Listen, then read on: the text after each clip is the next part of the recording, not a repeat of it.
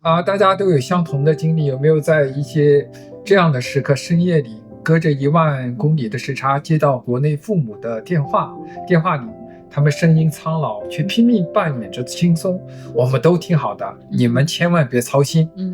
當你掛掉電話，你的感覺看着窗外的這種異國顏色，你是不是心裡頭就是眼圈會泛紅？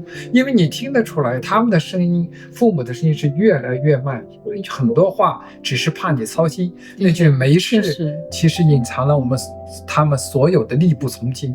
而你這邊當長大的孩子發了一條冰冷冷的甚至有些疏離的消息，你想靠近卻怕踩到他們所謂的邊界，你放下手機，深吸一口氣，對自己來說再堅持一下。對，真的，這就是我們這一代人的日常，上面是漸漸老去的父母，下面是還沒有完全放手的孩子，中間夾着是我們自己。今天我們不聊雞湯，只聊真實。我們想聊的是，當父母在故鄉老去，孩子在異鄉長大，而我們這些就是海外的華人，到底怎樣在責任、愧疚和自我之間找到一種更可持續的一種平衡，一種活法？怎樣盡孝而不被孝道壓垮？怎樣愛孩子而不控制孩子？如何在照顧全家的人的同時，把自己也完好無損地接納回來？如果您在這經歷這兩頭牽掛的日子，今天這一期也許會讓你感覺，原來不是我一個人在選擇。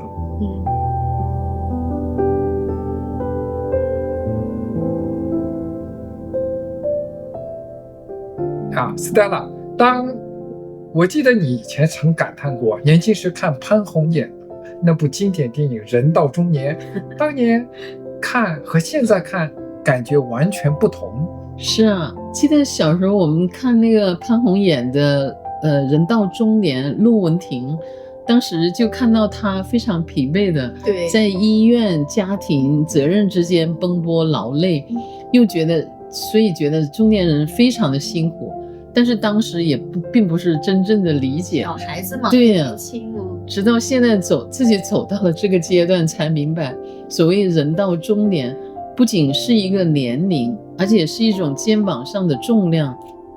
年輕的時候，我們總有一股傲氣，以為自己只要努力就能兼顧一切，家庭、生活和工作。對，後來才發現，人的精力是有限。白天為生存而奔波，晚上要給家庭操心，對父母又有牽掛，對孩子也有責任，對所有人都希望有一個交代，所以唯獨對自己就往往只剩下一句無聲的再堅持一下。而且還有一點，就是對我們這個海外的移民來說，其實我們更特殊，對吧？對，就是這種加薪的重量好像還多了一層，就是空間距離的無力感，是不是？就是我們的父母又跟我們不住在同一個國家，然後你想盡孝，不是說你開半個小時的車就能幹的這件事情，對吧？你要是想回趟國，要請假買機票，要倒時差。你還得安排你這邊的生活還有工作吧，是吧？然後很多的時候，你有的時候真的是不是說我不想回去，真的是回不去。是，確實是我當初我太有這種感觸挺深的，就是當初出國的時候沒考慮這些，都是好奇，就是想趁年輕去見見世界，鍍金，以為就回家了。對，但是等到你有了孩子，又有了老二，你覺得你回不去了。那我記得我那會兒還是一胎呢，國內，完了有了二胎，對，計劃生育，獨生子女，對啊，就說哎呀，為了孩子留下來，就要走移民路。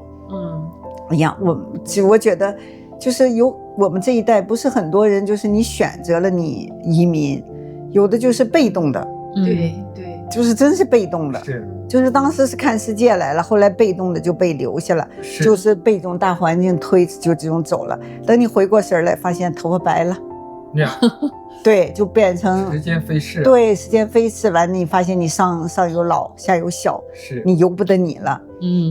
我原來是2年回一趟國，就是那種你那種2年啊回一趟国，你那种陪伴是很短暂的，你都很无力。对呀，那种就是你就，而且父母衰老速度是很快的，对，不够用，对，不够用，老有个黑洞在里边。但是你转身看看这边呢，你每天要看的，你要工作，你要生活，有账单等着你呢。对，你也得全力以赴啊，你怎么办？所以两头压着那种窒息感，真的把你能带入深渊。哎呀，真的，我太同感了。是的，就是我们以为自己选择的这种生活，其实是生活选择我们。是有的时候。而当我们站在这个年龄段的时候，中年这个年龄段吧，再回头望的时候，你才发现走得越遠，那根牽你的那根線啊，其實是越深的。對，拉得越緊。聽到這裡，如果你覺得我們聊的說出了您心裡的話，請記得點擊這個下方的訂閱，並打開小鈴鐺，這樣就不會錯過我們每周的這個溫暖的對談。現在我們繼續。我有一個朋友啊，過幾天就要回國探親了。按理說回國非常興奮，可他來呢，嘆了一口氣，他已經過了60，這些年幾乎把所有的假期用來回國陪父母。可現在長途飛行對他自己也成了負擔了。年輕沒事，現在而且呢，先生還有慢性病不能同行，而這邊他還有年邁的公公婆婆也需要照顧。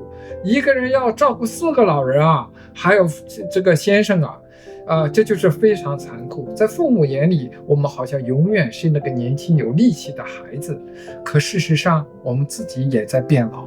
哎呀，你說的太對了！我今天我們還在討論回國，我也說是覺得現在就覺得不是一種輕鬆，覺得有點壓力，就很累。對，就那個回國的那個路啊，是。對，我記得每一次跟我爸爸打電話，他總是說什麼時候回來啊？你回來一趟啊？就好像很期待我們回去。這句話本身就是說沒有錯，回來一下。可是對我們來說，回來一趟也是不那麼容易啊。就像我們說的，要按機票，然後要安排假期，還有倒時差。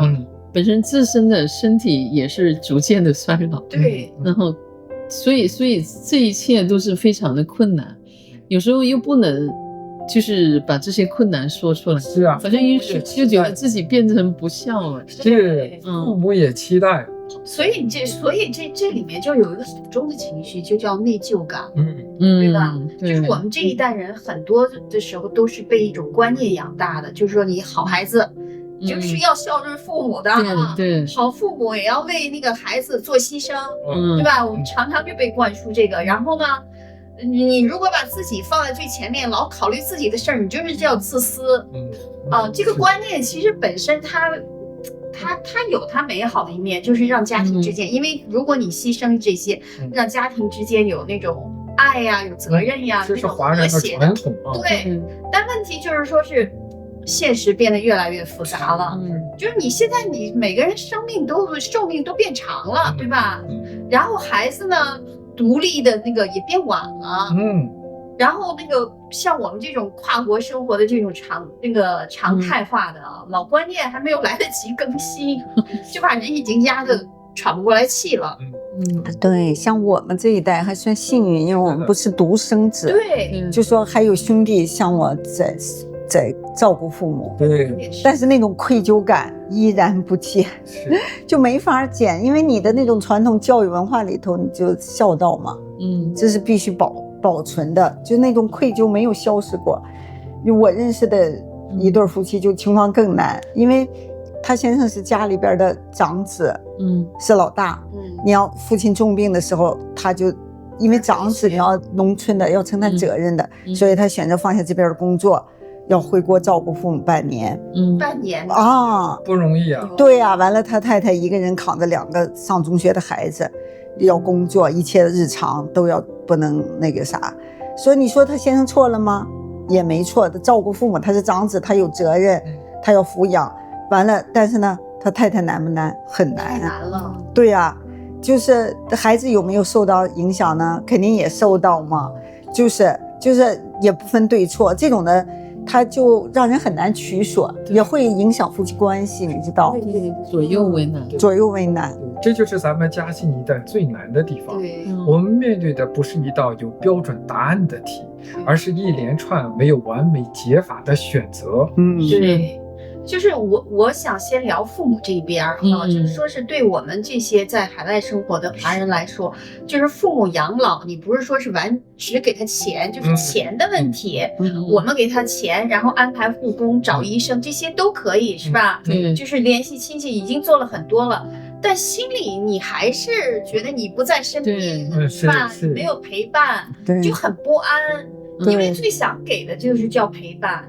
但是這個陪伴對我們來說就太難了。对，老人无数啊。对，这話說的對着呢。是，所以有句話我一直記得，就是所謂天涯海角，有時候不是詩意，確實很現實。年輕的時候我們是講遠方，浪漫，到了中年以後，我們覺得遠方有時候會變成一種無力。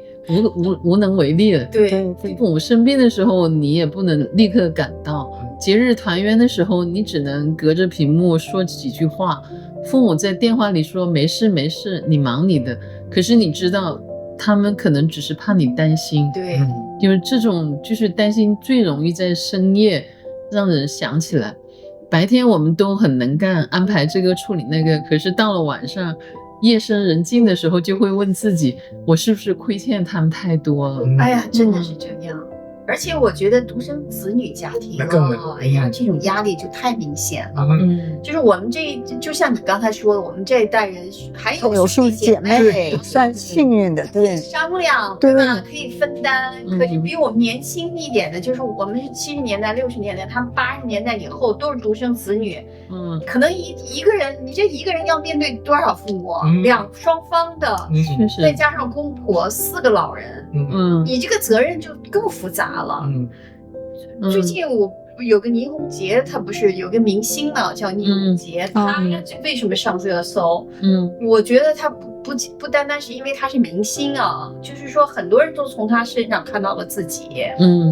對，我覺得養老最難的也不是，就像你說，不是光為了錢，主要還有壓垮人的就是那種瑣碎的那種決定，要判定要不要做手術啦，去哪兒找醫生啦，要不要護工啦，送哪個養老院啦，老人同意不同意啊？不同意怎麼辦？對呀，完了兄弟姐妹多的還有個意見一致不一致啊，對吧？每個決定都消耗人。不過呢，這裡有個溫柔的提醒啊，我們遠程盡孝不等於把每天放在自己的愧疚裡去審判。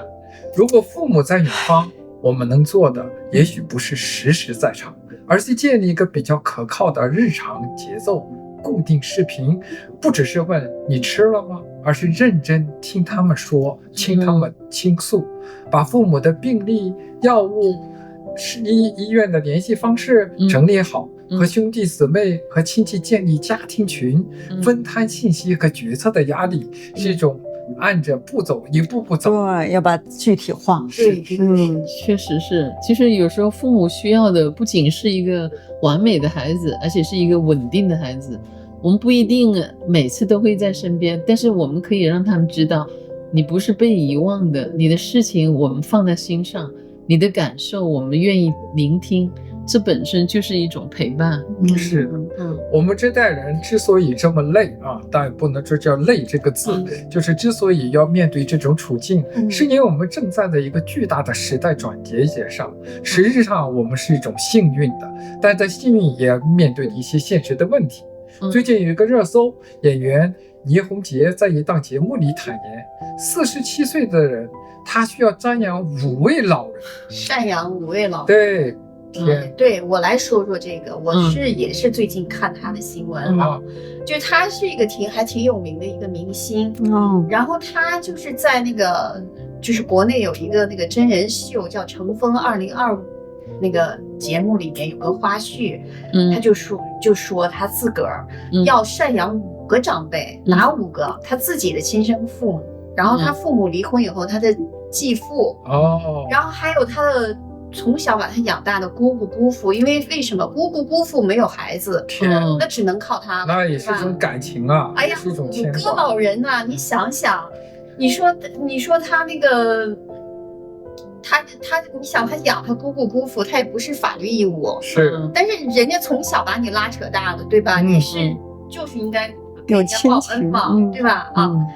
哎呀，你說這個事兒本身就很不容易了，更讓我揪心的還有他跟他兒子的關係，因為他也是孩子很小的時候就跟他老公離婚了，離婚了以後呢，然後人家孩子在國外長大，單親家庭，對，在國外長大，然後現在兒子跟他的什麼關係？就是他發信息，兒子是不回的。teenager 一般會有這種情況，不回，然後基本上沒有什麼感情的那種感覺啊。然後他就是怎麼跟他兒子聯繫，就要通過他姑姑，相當於第三方。然後呢，而且呢，從來不管他叫媽，就直接直呼他的大名。你說他的心情，有的時候可能一情緒不好了，直接把他拉黑了。天哪，這個所以你說是他自己說了一句，他說：“哎呀，我最害怕就是等我兒子到結婚的時候，我都可能他都不讓我去參加他的婚禮。”天，你說這個，如果一個母親她能說出這個說能參加兒子婚禮的這個願望，這是多麼深的這種已經距離疏離感。對吧？就會讓這個本來就是理所當然的這件事情，變成了一個最怕落空的這個心願了。是倪虹潔，她把全部的力氣都來托舉她旁邊的人，可是她卻失去了她唯一的兒子的親近，所以她的故事是很多海外華人媽媽的投影啊。就是我們拼命工作，拼命的照顧父母，但是小孩在西方長大，有時候他根本不理解你為什麼那樣拼，而且他們只是覺得你沒有很長的陪伴在他們身邊。對，對，這個也反映了個現實問題，就是這些無子女的，他不是說和那個無子女的閨蜜完了抱團養老，實際這句話錯了，就是很刺痛很多人，就是確實有這麼一個團，一批人。對，有這麼一批人了，因為他背後就是這是個普遍現實問題了，就沒辦法，所以不能再用養兒防老這4個字了。對，要我們這種在海外的對鼓勵好像是對，要規劃自己的後半生，就是什麼和閨蜜養老、和朋友養老或者其他的養老方式，就是以前我們談過的那些。對，倪虹潔的故事之所以上熱搜，倒不僅僅她就是明星，而是因為她的處境是千千萬萬普通人的縮影。只不過她的名字被寫在了熱搜上，而我們的故事寫在了各自深厭的沉默裡。她的故事也讓我們不得不去問一個很深的問題：我們把所有的力氣給了別人，卻沒有留住最在乎的關係，這到底是誰的問題？誰的問題啊？這裡有一個心理層面的核心張力，我想聊一聊責任與自我之間的博弈。因為這個是我們從小被教育的，我覺得就好孩子一定要孝順，那個負責任的父母一定要為了孩子做出犧牲，我把自己放在前面，那肯定是自私的，這都是我們的價值觀啊。這套價值觀就是有時候它是很美好的，對，我們剛才說它是根基，是吧？但是它讓家庭有愛，讓人有擔當，但同時呢，就掩蓋了你自己，又讓你有自己的追求，所以有時候他就你想喘息都沒有，就沒有機會。就是有想在鏡子裡認出自己的需要，但是又有一種聲音在跟你拉扯。對，因為這都是挑戰啊。對啊，拉扯感，對，有點撕裂感。對，是吧？兩個那個勁兒是鬥爭。還有一個就是這種撕裂感，我覺得還有一個很深的這個來源叫情感負債。怎麼這麼說呢？就是說覺得自己欠父母的。但我想問一個問題，就是說這種內疚到底是來自我們自己內心的價值觀呢，還是來自別人一直給對你的這種期待？不是所有的內疚都是真相啊。有些時候呢，就是內心的那種壓力，穿着良心的內衣罷了。對，是什麼？我想說，就是一個更現實的問題，就是我們很多人都失去了自己的本身的身份，原來有的喜好沒有了，原本有的朋友散了，原來那些有想法、有熱情、有夢想的時候，在一次次我先等等，先把家裡的事處理好，然後就慢慢消失了。所以心理上有一個詞叫身份侵蚀，不是一夜之間崩塌，而是日積月累的消磨，最後就剩下一個功能性的自己，負責安排這個安排那個，負責買單，最後解決所有問題。對，而忽略了自己的問題。对，所以我覺得我們總覺得說，哎呀，再熬一熬吧，再等一等吧，等孩子上大學了，等我們60歲退休了，是不是？然後我們就可以去實現我們自己的想法了，去旅遊，去釣魚，該幹啥幹啥，去享受自己的退休生活啊。但是現實不是這樣的，現實就是說，你終於到達了你為之奮鬥的一輩子的那個，你覺得到達那個點了啊，準備鬆口氣的時候，你爸媽的身體不行了，對，你都到退休年齡，他們的身體你想想，已經不行了。你盼望的那種自由退休的那種生活，在那一刻就變成了一份你到时候你必須得看護他们。对啊，你的責任啊。對啊，也是你的付出愛的時候啊，就相當於你自己的另外的一份工作了，是吧？是的，就是讓我想到我聽到的一個故事，就他62歲了，好不容易就辦退休手續了，但他90歲的父親堅決拒絕去協助生活機構，所有的事情都要依賴他。他說了一句讓我們都很震撼的話，他說，在我父親眼裡，我永遠都是那個年輕無所不能的強壯的兒子，真的。但是他忘了我也老了，我的身體每天都很疼，我也需要被照顧，所以這才是最深一層的悲哀。在父母眼裡，我們的極限是隱形的，沒有人在乎我們是不是也正在變老。對，因為忘記了，或者是有時候父母他是雖然年紀大，但他真的不願意去那種老人院。是的，真有這種想法，就想自己住哈。是，我也是經歷了很長時間才想通一件事，就是要承認累，你不是軟弱。就是以前你會覺得這是自己的父母，怎麼能嫌累呢？對，就不好意思說這個字兒就。但是後來發現，你不承認累就消失了，肯定消失不了，它壓着你啊，你讓你的脾氣也變得暴躁，睡眠也差，然後你就是你的身體前替你自己說話了，所以你不行，你累了。但是有時候你對家人莫名其妙發火啊，對孩子失去耐心啊，根本不是你不愛他們，是因為你太累了。对呀，你已經空了，你怎麼往外給不出去了。对，是的，人文關懷的本質並不是讓人們去當個蠟燭盲目的燃燒自己，而是讓在你去愛別人的同時，依然你自己能感到活着的尊嚴。Stella，你覺得中年的平衡真正的想法理解是什麼？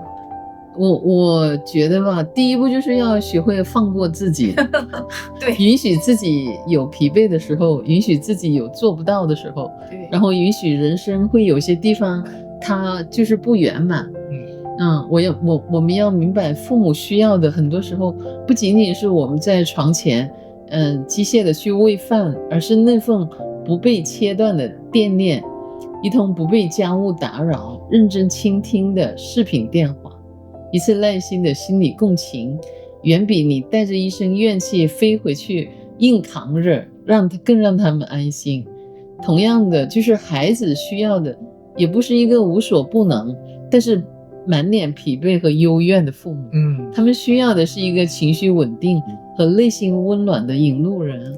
對，我很認同，我覺得一定要理智。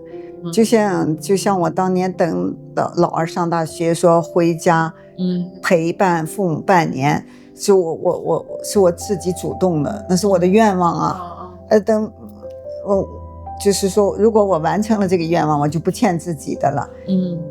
但是如果需要長期的醫療和護理呢，你就得承認了，你辦不到。對，你根本辦不到，你還是要給專業的機構，利用現在的就是所有的資源，对，不管是在國內還是在國外，你一定要用這個社會資源，完了把它做好，不是你所一個人所能承擔的。對对，你要清晰的做一個分工啊，把你這種家庭機制、社會機制都建立起來。對，我覺得這樣的更理智。對對。对，你說的太對了。所以我們今天想說的是，就是其實我們不是說逃避責任啊，而是就是說一個詞兒叫可持續的愛。你不是在做一個好孩子和過好自己的人生之間做單選題，真正的目標就是要成為一個既有能力照顧家裡頭的人，又沒有失去自己這樣子的人。照顧者呢，只是你漫長生活中的一個獨立的個體，一個角色啊，它不是你的全部的身份啊，你是一個有創造力、有目標的獨立個體。只有當你這口井裡的水啊，打出來的水，只有當你的這口井裡有水的時候，你打出來的水才是甜的。你不然你把自己全部消耗光了，你哪来的水呀？把自己榨干了，你给家裡的愛，也给孩子的那个愛，也都是那種帶有苦澀和怨氣的。飛機上大家聽說的這句話就說的是很對，先要給自己戴好陽氣面罩，再去幫助別人。對，這不是雞湯，這是事實。一個長期消耗的人很難給出穩定的付出，穩定的愛。是的。我想再聊一個很多家庭不願意攤開說的事實，家庭的壓力最後常常會落到夫妻的關係上。江紅剛才說的這個例子，先生回國照顧父親半年，留在這邊的太太一個人扛着孩子、工作、家庭各種壓力，兩個人都在付出，兩個人都覺得自己沒有被足夠看見，最後愛雖然沒有消失，但隔閡出現了。對，我覺得隔閡肯定是會有的。是的，這種矛盾很容易就變成一句話，說你不理解我，對，是不是啊？回國的那個人說，我爸都那樣了，我媽都那樣了，你還計較啥呢？你還埋怨你還埋怨什麼呢？留在那個本地的那個本人那個妻子就說了，我也不是鐵打的呀，讓我一個人扛着家，你怎麼就沒看見我付出呢？我付出了這麼多呢？其實大家都是有委屈的啊，沒有人就說是壞的壞人啊，就是，但是傷害那個時候已經發生了。對呀，因為一個不經意的隨口說出的一個抱怨啊，是，所以我覺得夫妻之間應該是需要把事後的抱怨變成了提前的安排，對，就是提前的計劃，不要等老人突然住院了，大家才崩潰，才開始互相指責。平時就可以談一談，聊一聊。如果父母需要長期照顧，我們底線是什麼？誰能回去？能回多久？經濟怎麼安排？然後這邊的孩子和家庭怎麼辦？如果兄弟姐妹不配合，我們怎麼處理？這些話雖然很難開口，但是越早談，危機來臨的時候就越少一些互相的傷害。對呀，但是中國家庭你知道好難，不容易張開這個口啊，什麼談錢啊，談養老啊，說我做不到啊，這些話，我好像很難直接說出來啊。對，好像就是說不出口啊，就覺得好難啊。這實際上現實一點說，這不是冷漠，這是實際，是對所有人負責。對，就是說很簡單但很有力的方法，我覺得就是列張清單。那我需要做的事兒 ，OK， 或者可用那個別人來幫忙做的事兒，我可以放下的不去再背的事兒，就是你這個清單越列的越清楚、越具體、越細，可能越能解放人。所以我們要改觀念、改想法，對，要有行動。對，提前做準備。對啊，倪虹潔選擇和閨蜜抱團養老，其實就是一種清醒。他看透了血緣的局限，開始主動為自己規劃一條未知的路，提前準備。對，其實這對我們那個海外的華人來說，其實是挺現實的啊。就是你孩子長大了以後，可能就去另外一個城市，哪怕或者去另外一個國家呢啊。對，我們當然希望孩子有愛了，孩子給我們有愛啊，但是把全部的這種希望啊、期待啊，全部壓在小孩身上，對他們來說也是一種很大的一個重量啊。和这些志同道合的朋友們在一起啊，相互的就建立一個，就像明紅姐說，建立一個互相圈。抱團過我們的這個生活，抱團過我們的老年，過我們的中年啊，這是一種超越血緣的這種生活智慧，是不是？这个智慧很重要。我妹妹原来说过，在北京，她说我们自己过得最幸福，时间过得最长，那就是对孩子最大的支持，对，最持续的爱，对，最好的支持对小孩，是我也觉得是抱团养老最打动人的地方。不是它的形式，而是它背後的那種情感。人到後來最怕的並不是衰老，而是孤單。不是沒有人給錢，而是沒有人知道你今天過得好不好，開不開心。對，我們這一代人要改變的，我覺得是要為自己的老年做規劃，要做功課了。是，就不要做像那麼沒打算啊。以後住在哪兒？身邊有哪些人可以互相照應、互相幫助？醫療和保險的安排是不是完善？我覺得這些不是悲觀，是對自己、對社會負責、對子女負責。是，我們今天經歷的這份家庭的辛苦，不應該原封不動的再複製在我們孩子身上，我們要做改變。要把更多的負擔加給孩子身上。對，是。